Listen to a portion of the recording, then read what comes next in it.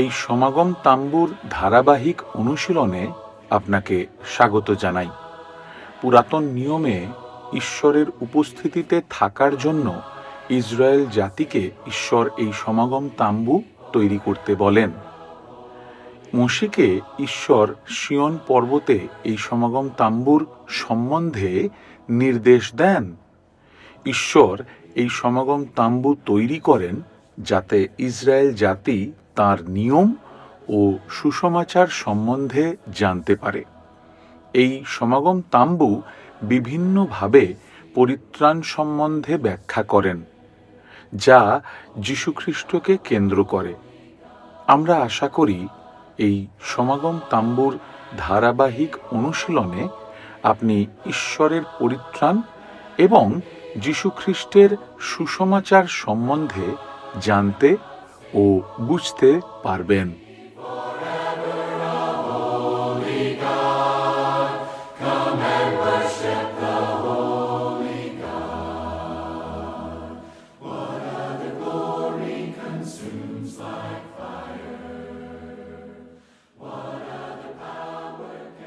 প্রিয় বন্ধুরা, খুব আনন্দ এবং আকাঙ্ক্ষার সাথে আমি পুরাতন নিয়মের সমাগম তাম্বুর এই গভীরভাবে অধ্যয়ন করার অনুরোধের উত্তর দিচ্ছি।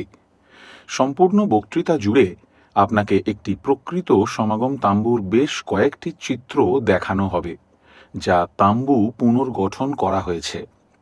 এই চিত্রগুলি আপনাকে কিছুটা সমাগম তাম্বুর বিষয়ে কল্পনা করতে সাহায্য করবে, যা ঈশ্বর মোশিকে নির্মাণের আদেশ দিয়েছিলেন। সমাগম তাম্বু, আমরা এটিকে শিশুদের বাইবেলের সাথে তুলনা করতে পারি। শিশুদের বাইবেলে আমরা শিশুটিকে গল্পটি মনে রাখতে বা বুঝতে সাহায্য করার জন্য নির্দিষ্ট দৃশ্যের ছবি যোগ করার চেষ্টা করি।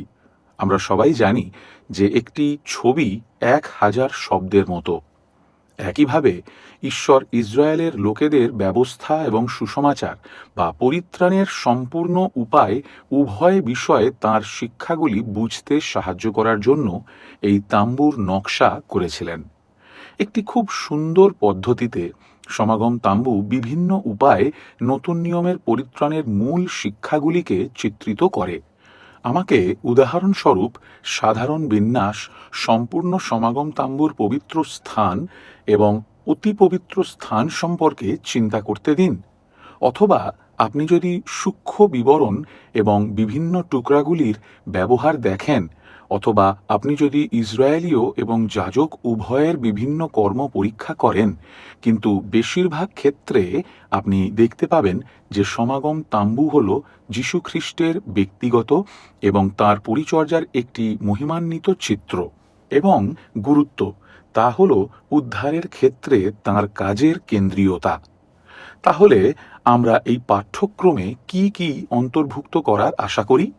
প্রথমত, আমরা সমাগম তাম্বুর একটি ভূমিকামূলক অধ্যয়ন দিয়ে শুরু করব এবং সমগ্র বাইবেলে মন্দির সংক্রান্ত চিহ্নতত্ত্ব বিষয়ে দেখব। দ্বিতীয়ত, আমরা সমাগম তাম্বুর প্রতিটি দিকের উপর মনোনিবেশ করব, যা অবশ্যই প্রবেশ দ্বার দিয়ে শুরু হবে এবং সমাগম তাম্বুর প্রাণকেন্দ্রে গিয়ে শেষ হবে, যেটি হল অতি পবিত্র স্থান।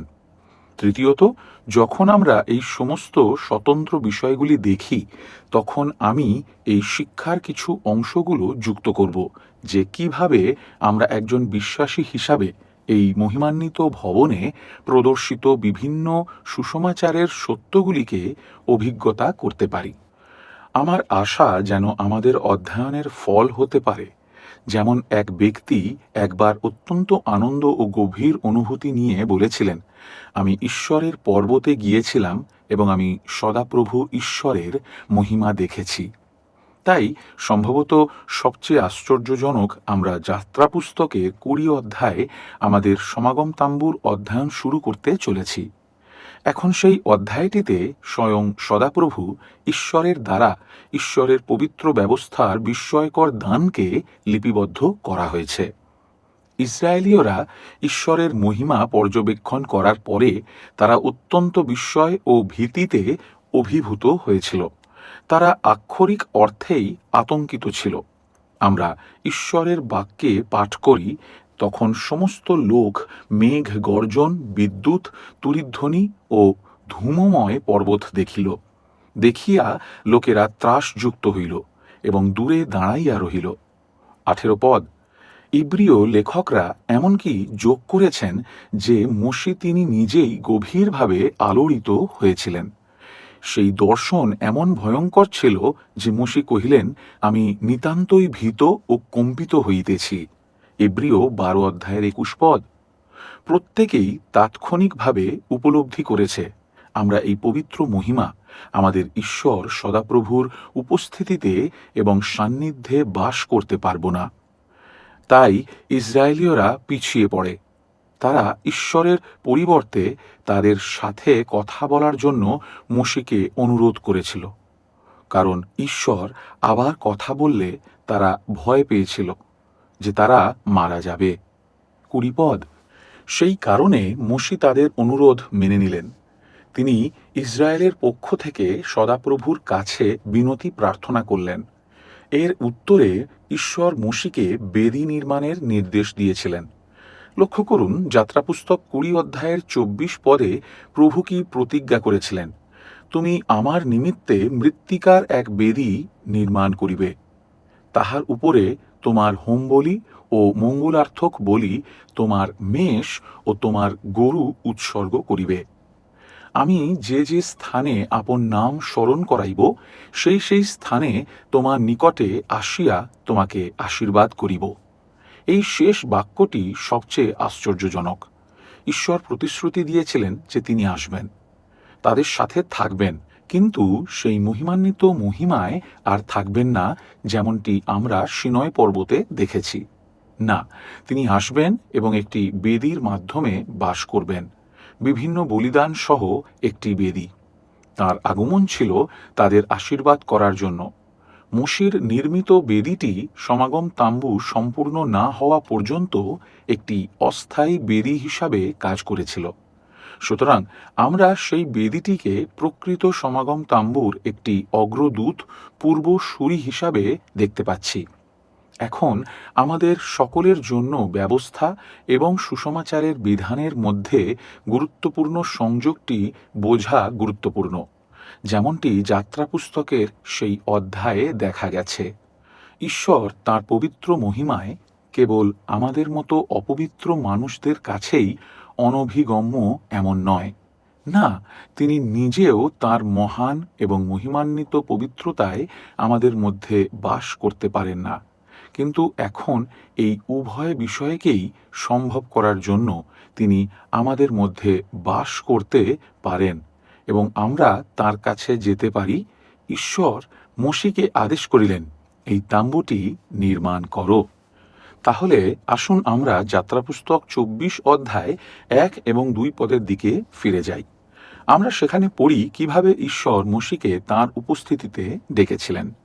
যদিও প্রথমে হারন এবং নাদব আর অবিহু এবং 70 জন প্রাচীনবর্গ সবাই মোশির সাথে যোগ দিয়েছিলেন, তবে একা মোশি শেষ পর্যন্ত পর্বতে সদাপ্রভুর নিকটবর্তী হওয়ার আদেশ পেয়েছিলেন। 15 পদে আমরা এটি পড়ি, মোশি যখন পর্বতে উঠিলেন তখন মেঘে পর্বত আচ্ছন্ন ছিল। 6 দিন ধরে মোশি সদাপ্রভু ঈশ্বরের এই মহিমার উপস্থিতিতে একা এবং নীরব ছিলেন, যা এখনও সিনয় পর্বতে অবস্থান করছিল। তারপর 7ম দিনে নীরবতা ভেঙে গেল যখন সদাপ্রভু মোশিকে তার কাছে আসার জন্য আহ্বান করেছিলেন।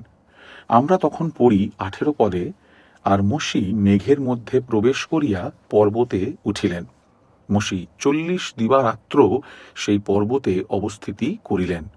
এই 40 দিন এবং 40 রাতের মধ্যেই জিহোবা ঈশ্বর মোশিকে সমাগম তাম্বু ভবনের সঠিক বিবরণ দিয়েছিলেন, যা আমাদের অনুমান করতে হবে যে মোশি সেই সময় বা সম্ভবত পরে সতর্কতার সাথে লিখে রেখেছিলেন। তিনি যাত্রাপুস্তক 25 অধ্যায়ের 8 এবং 9 পদে মোশির সাথে কথা বলেছিলেন, আর তাহারা আমার নিমিত্তে এক ধর্মধাম নির্মাণ করুক, তাহাতে আমি তাহাদের মধ্যে বাস করিব। আবাসের ও তাহার সকল দ্রব্যের যে আদর্শ আমি তোমাকে দেখাই, তদনুসারে তোমরা সকলই করিবে। এই ঈশ্বরের মঙ্গলের এই অত্যন্ত সুন্দর প্রকাশের পুনরাবৃত্তি উপেক্ষা করবেন না। তিনি এই তাম্বুটি নির্মাণের নির্দেশ দিয়েছিলেন যাতে তিনি তাদের মধ্যে বাস করতে পারেন। কিছুই না, এই সমাগম তাম্বুর কোনো বিষয় সৃজনশীলতা বা নির্মাতার ধারণার উপর ছেড়ে দেওয়া হয়নি। এটা লক্ষণীয় যে 20 বার এই বিষয়টি উল্লেখ করা হয়েছে সদাপ্রভু যেভাবে মোশিকে আদেশ করেছিলেন। মোশির কত দারুণ এক আনন্দের অনুভূতি হয়েছিল যখন সদাপ্রভু এই তাম্বুর জন্য এই মহিমান্বিত পরিকল্পনাটি উন্মোচন করেছিলেন যা মোশি তৈরি করবেন। কতই না সৌভাগ্যের বিষয় মহাবিশ্বের ঈশ্বর জিহোবা তাদের মধ্যে বসবাস করবেন, এই জ্বলন্ত ঝোপের গম্ভীর চেহারায় নয় যা মোশি তার জীবনের আগে দেখিয়েছিলেন, বজ্রপাত ও বিদ্যুতের মহিমায় নয় যেমনটি সিনয় পর্বতে দেখা গেছে, কিন্তু এর পরিবর্তে সদাপ্রভু ঈশ্বরের শান্ত সুন্দর তাম্বুর মধ্যে বাস করবেন। আমরা এই বিষয়ে সকলেই একমত হব যে মোশি এবং ইসরায়েলীয়দের জন্য তাম্বুটি তাদের সমস্ত মনোযোগের যোগ্য একটি বস্তু ছিল। আমরা নিশ্চিতভাবে জানি না যে সাধারণ ইসরায়েলীয়রা তাম্বুর সমস্ত তাৎপর্য কতটা বুঝতে পেরেছিল। এখন এই বিষয়ে উত্তর দেওয়া আমাদের জন্য কঠিন। আমরা এমনকি জানি না যে সমস্ত যাজক এবং লেবীয়রা যারা এই তাম্বুতে কাজ করেছিল তারাও তাম্বুর এবং পরে সলোমনের মন্দিরের সম্পূর্ণ আধ্যাত্মিক তাৎপর্য উপলব্ধি করেছিল কিনা। কিন্তু আপনার এই প্রশ্ন জিজ্ঞাসা করা সঠিক হবে যে কেন আমরা যারা নতুন নিয়মের সময়ে বসবাস করি এই প্রাচীন নির্মাণটির জন্য একটি বিশদ অধ্যয়ন উৎসর্গ করব যা আজ আর বিদ্যমান নেই। ঈশ্বরের প্রকাশের এই অংশে আমাদের মনোযোগ উৎসর্গ করার জন্য আমি এই 5টি কারণ আপনাদের সাথে ভাগ করে নিতে চাই। প্রথমটি হল যে ঈশ্বর নিজে বাইবেলের অন্য যে কোনো বিষয়ের চেয়ে সমাগম তাম্বুর প্রতি বেশি মনোযোগ দিয়েছেন। যদিও পবিত্র আত্মা এই মহাবিশ্বের সৃষ্টির জন্য একটি একক অধ্যায় ব্যবহার করেছেন, কিন্তু এই সম্পূর্ণ পুস্তকে 50টি অধ্যায় রয়েছে যেগুলি সমাগম তাম্বু এবং তার পরিষেবাগুলির জন্য উৎসর্গীকৃত। ঈশ্বর পৃথিবী তৈরি করতে 6 দিন ব্যয় করেছিলেন, তবু মোশির কাছে তাম্বুর নকশার বিস্তারিত পুঙ্খানুপুঙ্খ বৃত্তান্ত দিতে তার লেগেছিল 40 দিন। আমি মনে করি যে এমনকি এই তথ্যগুলিও এটা স্পষ্ট করে যে সমাগম তাম্বু ঈশ্বরের কাছে খুবই গুরুত্বপূর্ণ ছিল। বন্ধুরা, ঈশ্বরের কাছে গুরুত্বপূর্ণ যে কোনো বিষয় আমাদের অধ্যয়নের যোগ্য। পৌল যেমন লিখেছেন যে প্রত্যেক শাস্ত্রলিপি আবার শিক্ষার, অনুযোগের, সংশোধনের, ধার্মিকতা সম্বন্ধীয় শাসনের নিমিত্ত উপকারী, তাহলে অবশ্যই ঈশ্বরের বাক্যের এই 50টি অধ্যায় আমাদের জন্য কোনো না কোনো উপায়ে আধ্যাত্মিকভাবে লাভজনক হওয়া উচিত। এখন সমাগম তাম্বু অধ্যয়ন করার দ্বিতীয় কারণ হল এটি ঈশ্বরের নিজস্ব মহিমান্বিত চরিত্রের একটি দৃশ্যমান প্রকাশ।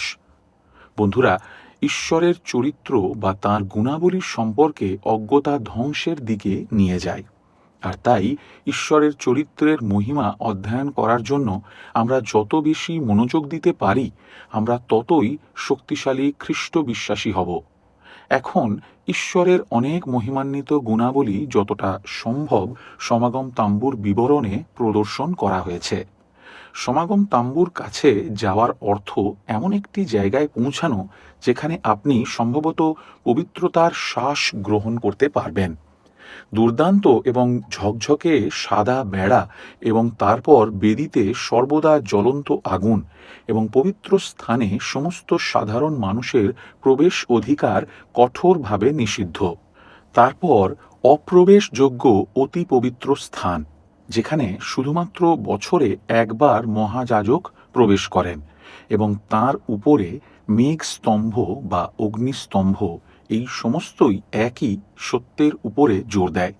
আমাদের সদাপ্রভু ঈশ্বর পবিত্র, তবুও তাম্বুর মাঝখানে পুরো নির্মাণটি ঈশ্বরের প্রেম, করুণা এবং অনুগ্রহ একই সঙ্গে তাঁর জ্ঞানের বৈশিষ্ট্যকে প্রকাশ করে। তিনি এই লোকেদের মধ্যে বসবাস করতে সক্ষম হওয়ার জন্য একটি ঐশ্বরিক বিধান করেছেন, কিন্তু কেবলমাত্র প্রেম নিজেই একটি ভগ্ন ব্যবস্থা বাতিল করতে পারে না। প্রেম অপরাধ বোধকে বাতিল করতে পারে না। ন্যায় বিচার এবং সত্য দাবি করে যে একজন পাপী যে ঈশ্বরের ব্যবস্থা ভঙ্গ করেছে আর তার মৃত্যু হওয়া উচিত। এই সত্যটি যে ঈশ্বরের ন্যায় বিচার ব্যতীত করুণার প্রয়োগ করা যায় না, স্পষ্টভাবে সেই বলিদানের দাবিতে চিত্রিত হয়, যা সে জ্বলন্ত বেদিতে ক্রমাগত আগুন দ্বারা গ্রাস করা হয়।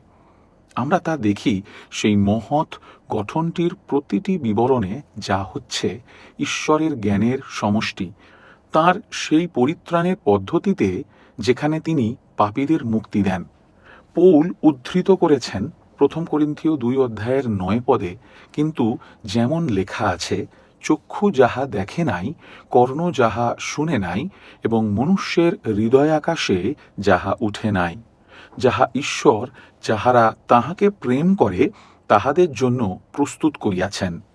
এখন এই সত্যটি স্বর্গ সম্পর্কে সত্য হলেও সেই অধ্যায়ের পরিপ্রেক্ষিতে একটি স্বর্গের মহিমার কথা বলছে না। প্রেরিত শাস্ত্রের এই অংশে ঈশ্বরের জ্ঞানের বিষয় উল্লেখ করেছেন। তার মধ্যে পরিত্রাণের উপায় এবং পদ্ধতির নকশার উল্লেখ করেছেন।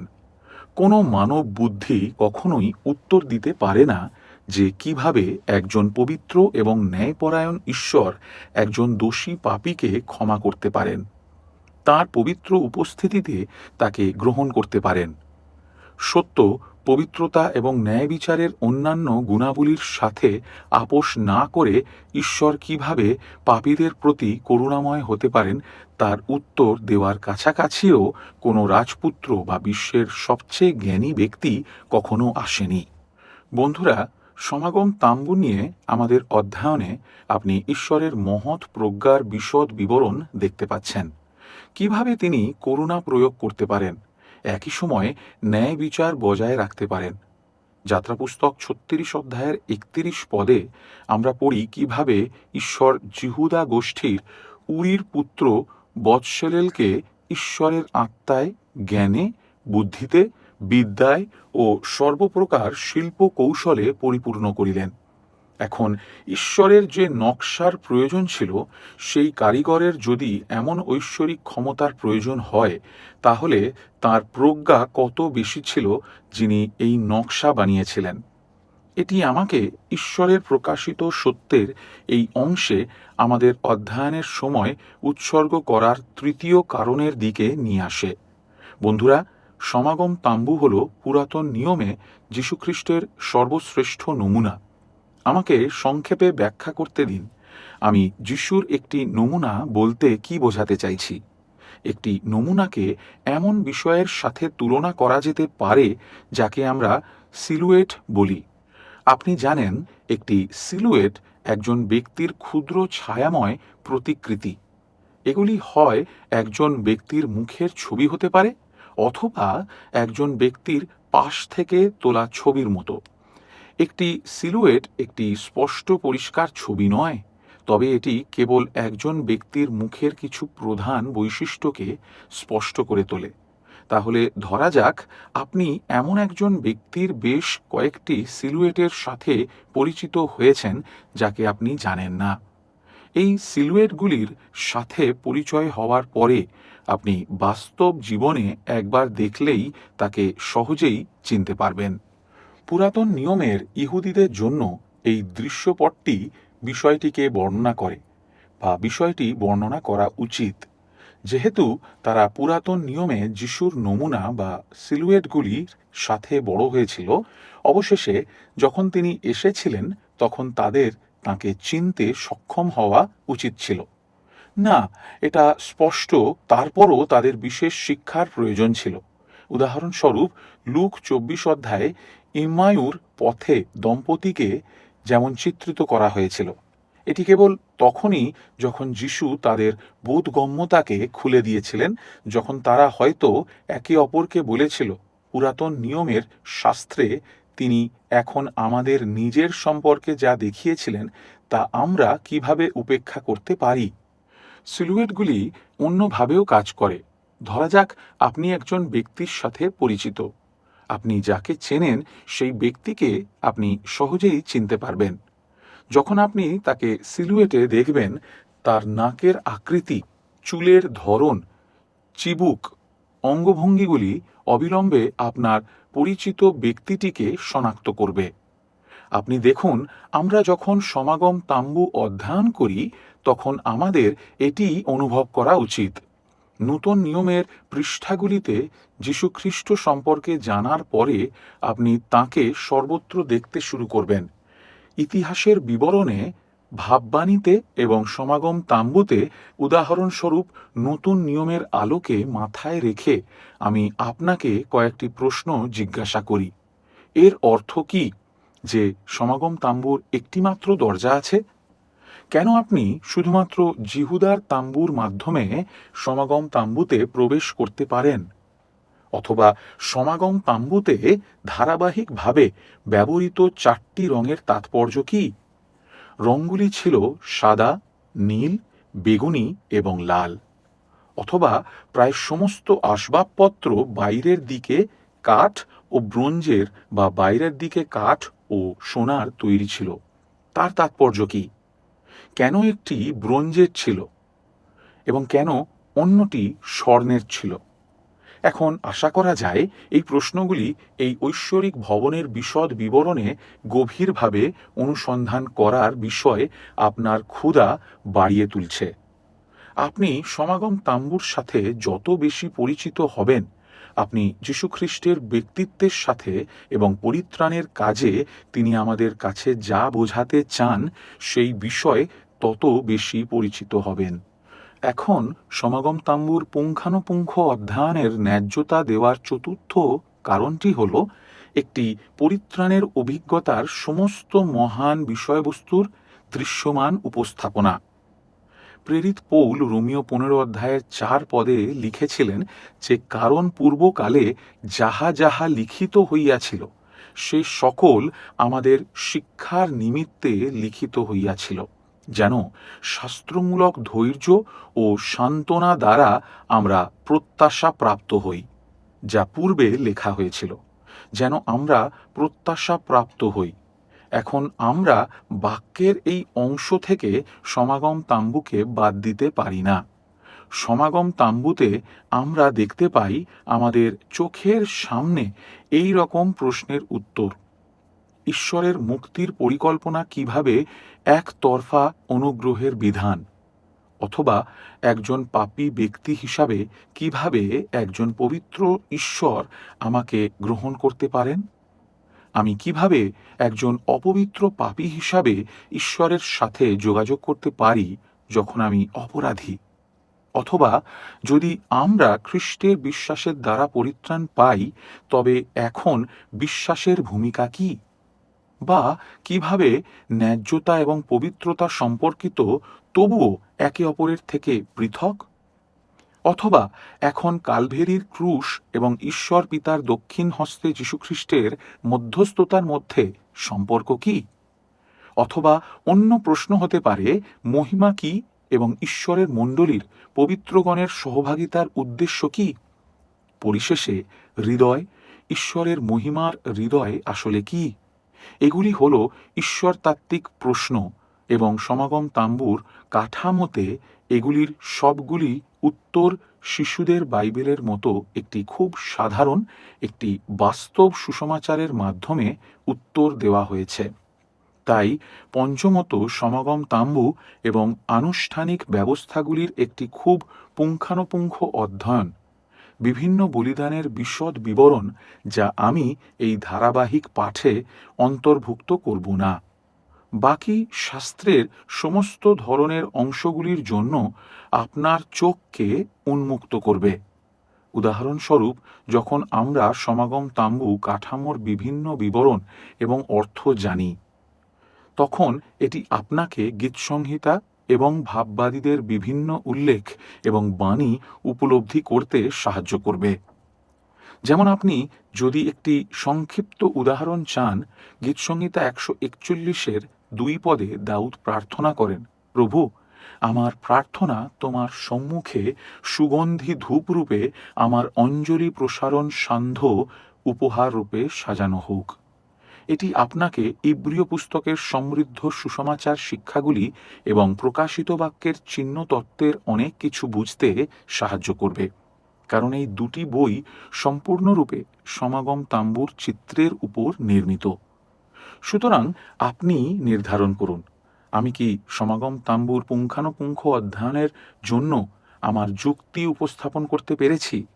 এখন এটি একটি সার্থক প্রচেষ্টা, যদিও সেই স্থানটি বহু বছর অতীত হয়ে গেছে, এবং আমি আত্মবিশ্বাসী যে আপনি যখন সমাগম তাম্বুর এই যাত্রায় আমার সাথে হাঁটবেন, তখন এটি প্রভু যীশুখ্রিস্টের সুসমাচারের বিস্ময়কর এবং সান্ত্বনাদায়ক সৌন্দর্য সম্পর্কে আপনার উপলব্ধিকে শক্তিশালী করবে।